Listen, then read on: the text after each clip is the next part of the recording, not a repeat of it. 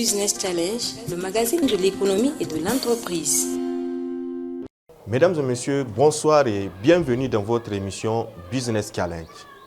Aujourd'hui, nous allons parler dans cette émission de la jeunesse et du travail de jeunes au Niger. C'est dans un instant dans la chronique de Seydou Souley Mahamadou. Vous aurez aussi droit à la cérémonie de remise d'attestation du samedi 28 novembre 2024 à Niamey de 16 diplômés en expertise comptable et financière distingués par le CEFEC. Cette activité a réuni plusieurs acteurs du domaine de la comptabilité et des finances. Toujours dans cette émission, des jeunes âgés de 10 à 24 ans ont été formés pendant 6 jours à Dosso et à Niamey sur la robotique, la programmation, l'Internet des objets, les animations de dessins animés et jeux vidéo. L'idée est de préparer ces jeunes à devenir des grands informaticiens et cela dans l'intérêt de la nation. A tout de suite.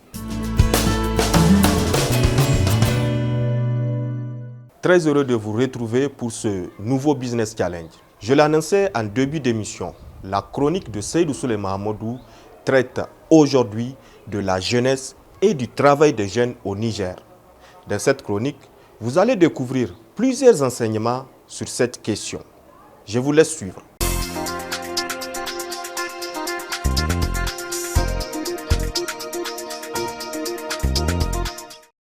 Bonne et heureuse année 2025, chers téléspectateurs. C'est un plaisir de vous retrouver dans cette nouvelle année et pour ce tout premier numéro de Business Challenge. Dans cette chronique, je vais vous proposer une analyse, la mienne, sur la jeunesse nigérienne et le travail. Notre relation en tant que jeunes qui peuvent être le fer de lance de la nation et nos relations avec le travail. Tout le monde le sait, notre pays fait partie des pays qui sont à la traîne. Lorsqu'on se compare avec même nos voisins, que ce soit au sein de l'AES, le Burkina Faso ou le Mali, leurs indicateurs sont souvent meilleurs que les nôtres. Que ce soit en termes de PIB, que ce soit en termes de croissance ou même que ce soit en termes de création de richesses par les entreprises créées au sein de nos États. Et pourquoi cette situation? À mon avis, en grande partie, cette situation est liée au fait que dans ces pays, la population travaille beaucoup plus que nous et de manière beaucoup plus structurée. C'est un fait, au Niger, nous ne travaillons pas beaucoup. Notre jeunesse est souvent oisive. Elle ne travaille pas comme cela se doit. Et si vous êtes jeune, en âge de travailler, instruit, urbain, et que vous êtes au chômage dans le Niger d'aujourd'hui, figurez-vous que c'est en grande partie votre responsabilité. Vous allez peut-être m'en vouloir en disant cela, mais ouvrons les yeux, regardons notre pays. Aujourd'hui, quel est le métier dans lequel vous ne trouvez pas quelqu'un qui vient de la sous-région pour exercer ces métiers? Que ce soit un maçon, un plombier, un menuisier, tous les métiers manuels qui sont pourtant des métiers de plus en plus porteurs sont aujourd'hui encore pratiqués dans notre pays par des jeunes venus d'ailleurs, des jeunes qui ne sont pas nigériens.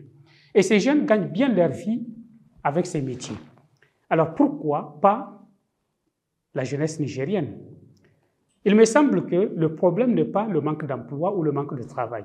Le problème est culturel. Beaucoup de nos jeunes veulent choisir des métiers qu'ils pensent être des métiers valorisants. Or, les métiers que nous considérons aujourd'hui peu valorisants ne sont réellement en rien peu valorisants puisque c'est des métiers nobles, c'est des métiers qui nourrissent leurs hommes. Donc, si vous avez un diplôme et que vous êtes encore au chômage, considérez que c'est en grande partie votre responsabilité puisque les métiers que vous refusez, d'autres les exercent et arrivent à s'en sortir. Ça veut dire que pour changer votre situation, il suffit de changer votre logiciel. Apprenez des métiers, reconvertissez-vous. La plupart des jeunes, aujourd'hui, ont des diplômes qui ne leur permettent pas, peut-être, de s'insérer facilement dans le monde du travail. Quand vous avez un diplôme en littérature ou en philosophie et qu'il n'y a pas une offre d'emploi pour vous, pendant 1 année, 2 années, 3 années, tirez les leçons et allez-y. Cherchez à faire une reconversion pour apprendre un métier qui vous permettra de gagner votre pain rapidement, quitte à ce qu'un jour, vous revenez, si l'opportunité se présente, dans votre formation de départ pour exercer le métier qui vous passionne, si c'est là votre passion. Ne restez pas longtemps au chômage alors qu'il y a d'autres opportunités autour de vous et des opportunités qui sont saisies tous les jours par d'autres jeunes, des jeunes qui viennent de loin et qui viennent s'enrichir alors que vous êtes là en train d'atteindre le job de votre diplôme, alors qu'on sait qu'aujourd'hui, ce n'est pas nécessairement le job du diplôme qu'il faut faire, mais il faut faire le métier qui vous permet de vous en sortir. Ça, c'est ma première proposition, ma première analyse pour les jeunes. Mais lorsqu'on regarde, malgré le fait que notre pays est encore à la traîne sur le plan économique, c'est quand même un pays qui change. De plus en plus de Nigériens créent des entreprises. Aujourd'hui, nous avons beaucoup de PME dans beaucoup de domaines qui se mettent en place, qui essaient de se développer. Mais la plupart de ces PME, paradoxalement, sont confrontés à un problème commun. C'est celui des compétences. Notre pays a globalement des difficultés à produire des compétences pour répondre aux besoins des entreprises. Mais en attendant que les politiques publiques changent, s'améliorent, je m'adresse à vous, jeunes, qui êtes formés, qui êtes sur le marché de l'emploi, ou bien qui êtes même en train de travailler dans nos PME. Sachez que dans les PME actuelles que nous avons, où des Nigériens recrutent d'autres Nigériens, vous allez vous retrouver avec un niveau de challenge qui est très élevé. Et ce niveau de challenge nécessite que quotidiennement, vous vous posez la question sur votre valeur ajoutée. Pourquoi une PME va vous recruter et va vous garder pendant un certain temps ou vous offrir des opportunités pour que vous puissiez vous développer professionnellement? C'est parce que vous allez représenter pour elle une valeur ajoutée. Donc, si vous n'êtes pas une valeur ajoutée, ne soyez pas étonnés qu'à un certain moment, que vous perdiez votre emploi. Ne soyez pas étonnés qu'à un moment, que vous puissiez stagner dans l'entreprise ou tout simplement que l'entrepreneur décide de se passer de vos services. Tout est dans la compétence et dans la valeur ajoutée. Et dans les PME que nous avons aujourd'hui, les paradigmes sont en train de changer. Un chef d'entreprise ne vous recrute simplement parce que vous êtes son parent ou que vous avez des liens sociaux. Il vous recrutera plutôt parce que vous êtes une compétence utile à son entreprise. Et aussi longtemps que vous demeurez utile à l'entreprise, vous allez pouvoir vous développer dans l'entreprise et avoir une carrière qui vous permettra de vous épanouir. Le même paradigme va arriver progressivement dans le secteur public. Puisque si nous sommes cohérents avec nous-mêmes, notre pays aujourd'hui est en quête de sa souveraineté. Comment peut-on bâtir une souveraineté lorsque le pays ne fonctionne pas selon les mérites? Et en tout cas, lorsque nous allons rester cohérents dans cette quête de souveraineté, même au niveau du fonctionnement de l'administration publique, au niveau de l'État, il y aura de plus en plus le besoin de développer la culture du résultat, de développer la culture de la performance et par conséquent de développer le mérite. Autrement, on ne pouvait pas avoir la souveraineté avec des ruptures d'égalité où les gens peuvent occuper des postes qu'ils ne méritent pas. Donc, celui qui aujourd'hui est dans une optique d'enlisement, de ne pas se développer ou de ne pas cultiver ses compétences, doit dès aujourd'hui changer son logiciel également, changer son regard, parce que si nous restons dans notre logique de quête de souveraineté, l'administration publique, et surtout elle, devra de plus en plus fonctionner sur la base du mérite, sur la base de la compétence et sur la base de l'homme qu'il faut à la place qu'il faut. Donc, désormais, dans le contexte de souveraineté où nous sommes, le Nigérien devrait être, que ce soit dans le privé ou dans le public, une personne, un professionnel qui comptera davantage sur ses compétences, davantage sur ses qualités professionnelles et personnelles que sur les relations sociales ou sur du favoritisme. J'espère que, en tout cas, c'est ce que nous espérons voir comme changement dans notre pays et j'espère que ceux qui nous écoutent à travers cette chronique peuvent aussi être dans la même dynamique et que nous allons tous changer nos logiciels pour que notre pays reprenne un nouvel élan basé sur la culture du résultat, à la fois dans le public et dans le privé, mais également la promotion du mérite dans le privé comme dans le public. Et c'est à ce prix seulement que nous allons véritablement conquérir notre souveraineté et être fiers d'être des Nigériens qui bâtissent leur pays. J'espère que cette chronique vous a plu. Rendez-vous dans 2 semaines pour une autre chronique.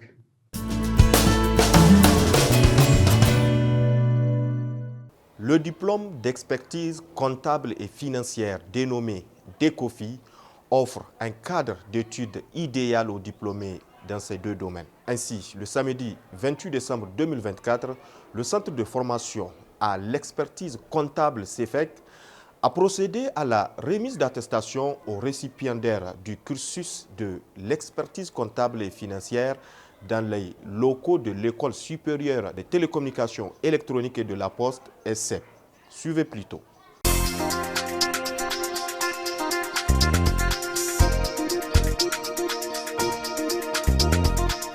Le Centre de formation à l'expertise comptable CEFEC a procédé à la remise d'attestation aux récipiendaires du cursus de l'expertise comptable et financière dans les locaux de l'École supérieure des communications électroniques et de la Poste, ESSEP. Cette activité a réuni plusieurs acteurs du domaine de la comptabilité et des finances. Le diplôme d'expertise comptable et financière dénommé DECOFI offre un cadre d'études idéal aux diplômés dans ces 2 domaines. Nous sommes à notre 5e année. À vrai dire, les 2 premières années, les résultats n'étaient pas probants. Et en tant qu'organe scientifique qui assure la crédibilité du cursus, le conseil scientifique s'est réuni pour prendre des mesures. Et ce sont ces mesures-là qui sont en train de donner des résultats. Je voudrais profiter de l'occasion pour les remercier. Remercier l'ensemble des membres du conseil scientifique qui, chaque fois que des besoins se réunissent pour pouvoir examiner les résultats et prendre les décisions qu'il faut.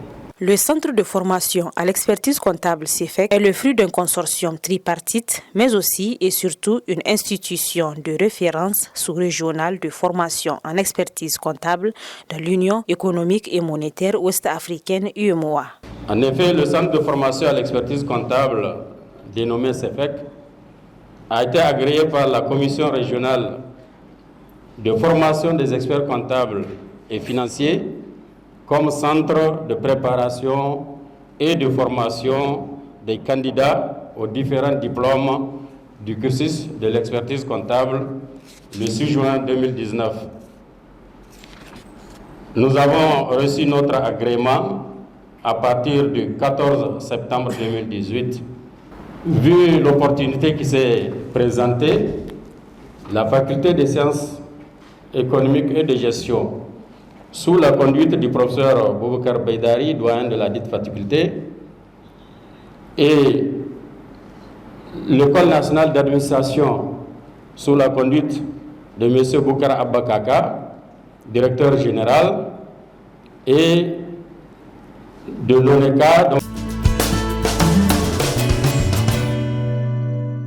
L'Ordre national des experts comptables et comptables agréés du Niger, sous la conduite du président Gaïda Mala Mamadou, ont convenu en réalité de former un groupement solidaire appelé Consortium de Niamey. À la suite de cette présélection, nous avons été admis pour former les étudiants et les préparer aux différents examens. Mais le centre n'a réellement démarré ses activités qu'à pendant l'année académique 2020-2021. Profitant de ce cadre, le coordonnateur du CEFEC a brillamment présenté ce centre d'excellence académique régional tout en soulignant son mode de gouvernance, les résultats réalisés durant ces années d'exercice et a rappelé les avantages liés aux 3 niveaux de formation qu'offre ce centre. Le CEFEC est gouverné par 3 organes principaux.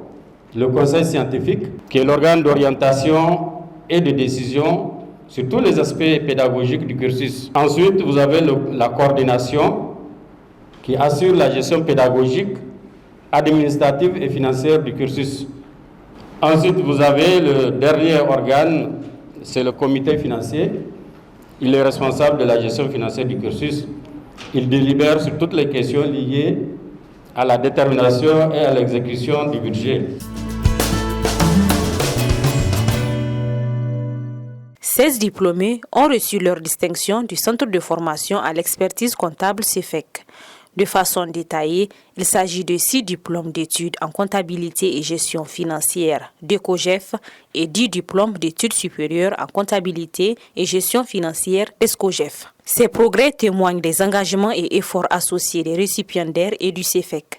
Ce centre sous-régional s'est distingué par des résultats ovationnés grâce au succès de sa première promotion du DECOGEF qui s'est positionné au premier rang sur les 12 établissements agréés de l'Union économique et monétaire ouest-africaine UEMOA. Cette année, nous sommes parmi les premiers centres en termes de taux de réussite sur les 12. Nous sommes parmi les premiers, même au DECOGEF. Ce succès est lié aux caractéristiques même du centre, à commencer par le corps enseignant.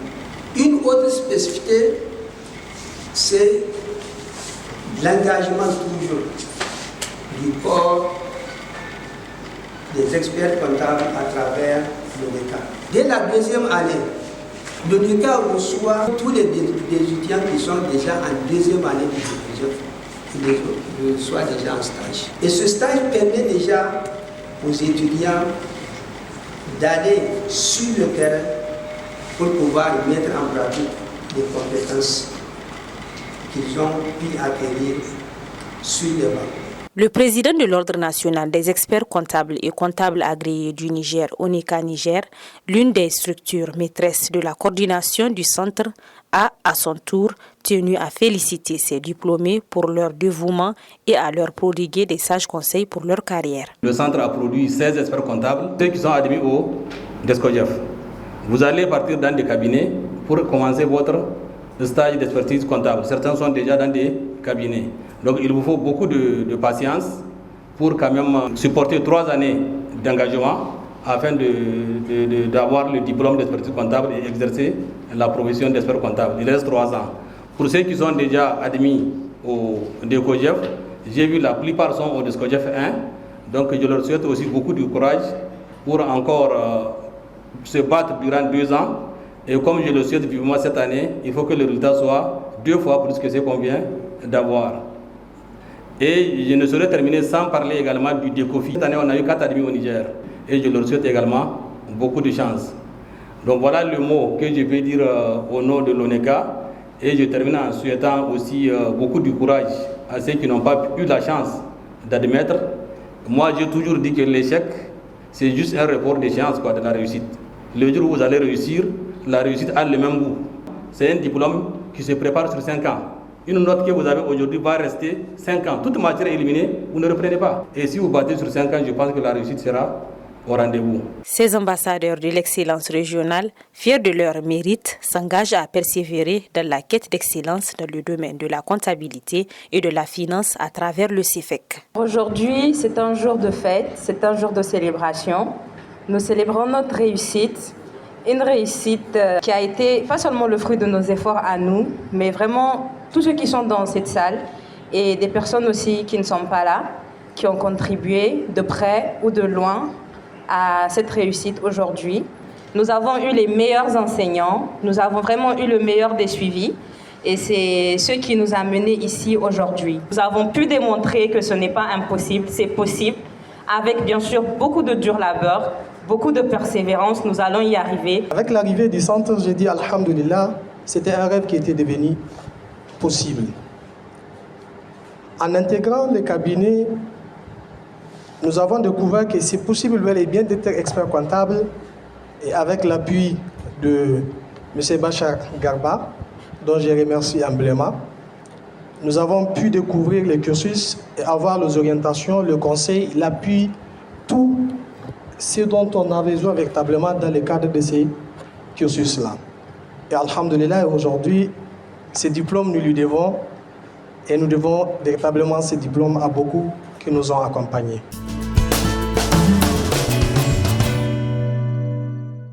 Une centaine de jeunes des régions de Dosso et Niamey ont été formés pendant 6 jours pour une meilleure sensibilisation à la culture numérique, à la programmation, le coding, la robotique, la gestion de projets, l'initiation à la réalisation de business plans, l'entrepreneuriat numérique, etc., etc. Cette année, Supercrack Academy a débuté de façon simultanée à Niamey et à Dosso. Cette 7e édition a été marquée par la remise d'attestation aux lauréats. Je vous laisse suivre les temps forts de 6 jours d'activité.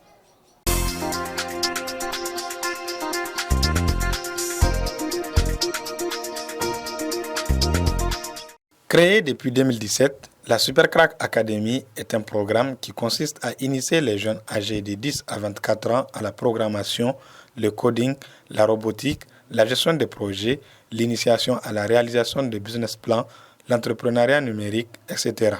Près d'une centaine de jeunes des régions de Dosso et Niamey ont été formés pendant 6 jours pour une meilleure sensibilisation à la culture numérique. Et le Supercrack Academy, c'est une association à but non lucratif qui a vu le jour depuis 2017. Et on est focus plus sur la sensibilisation des jeunes en ce qui concerne le numérique, précisément dans les domaines de la programmation, la robotique et Internet des objets. Cette année, Supercrack Academy a débuté de façon simultanée à Niamey et à Dosso avec 2 ateliers, à savoir la robotique et l'animation.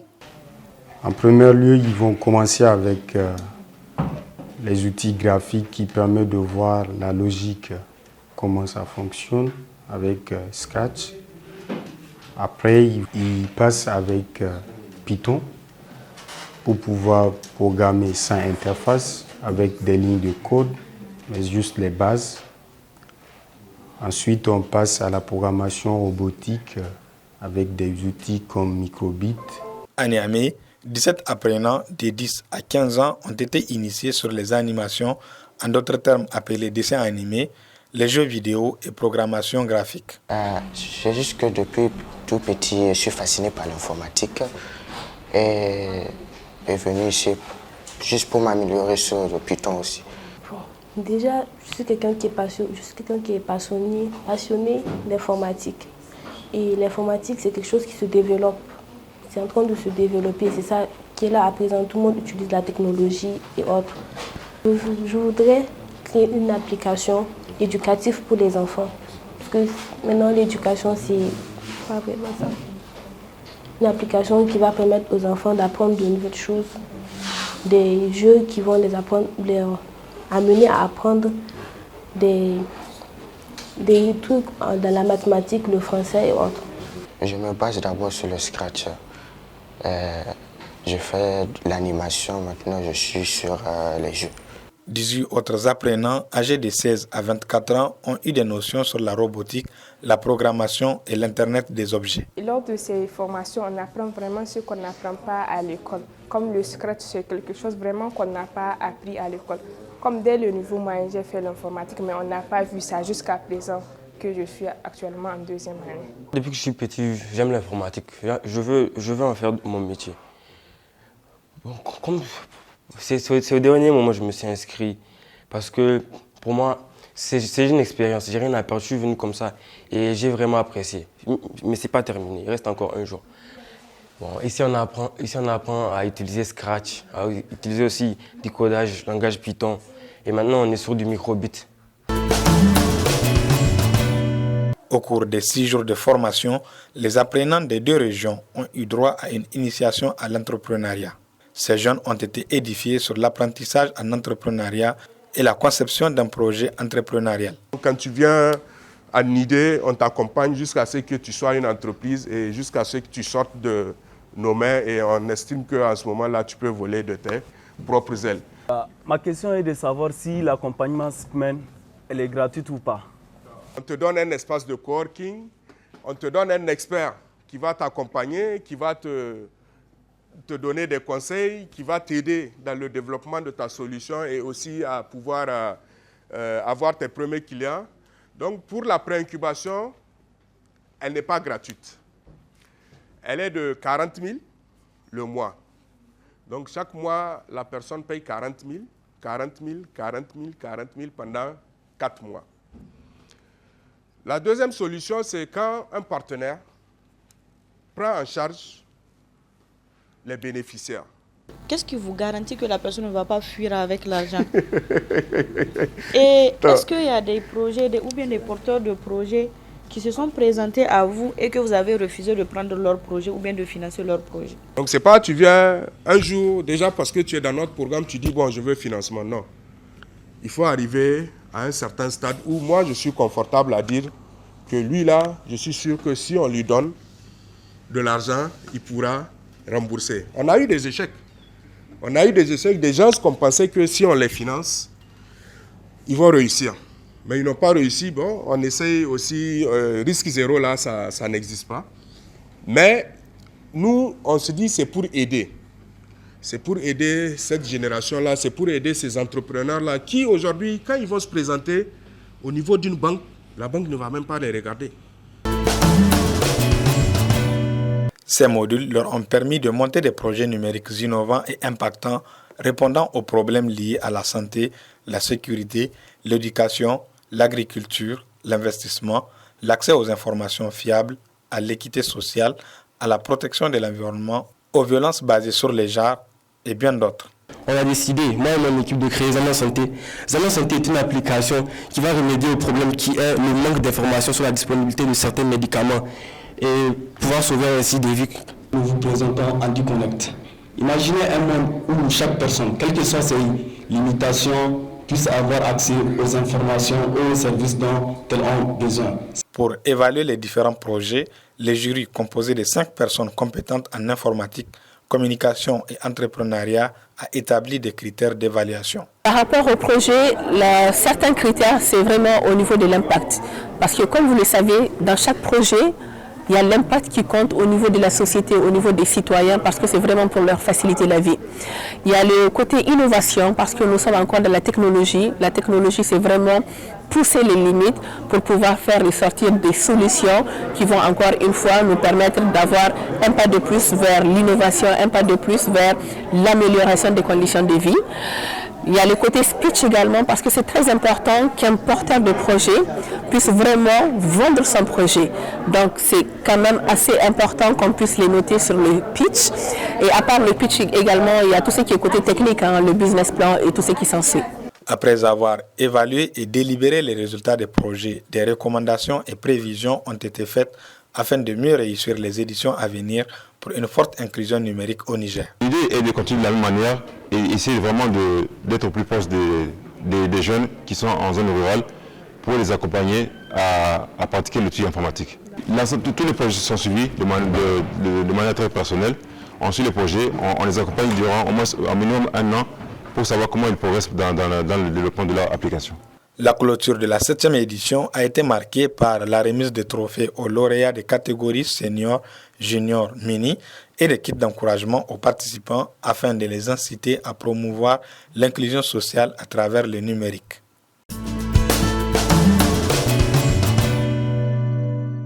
Mesdames et messieurs, c'est ici que s'achève cette émission. Merci de l'avoir suivi.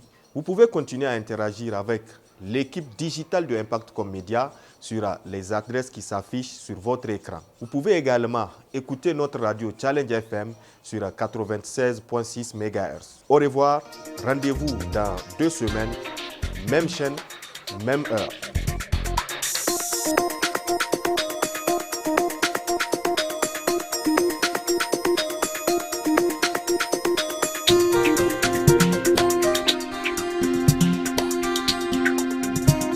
Business Challenge, le magazine de l'économie et de l'entreprise.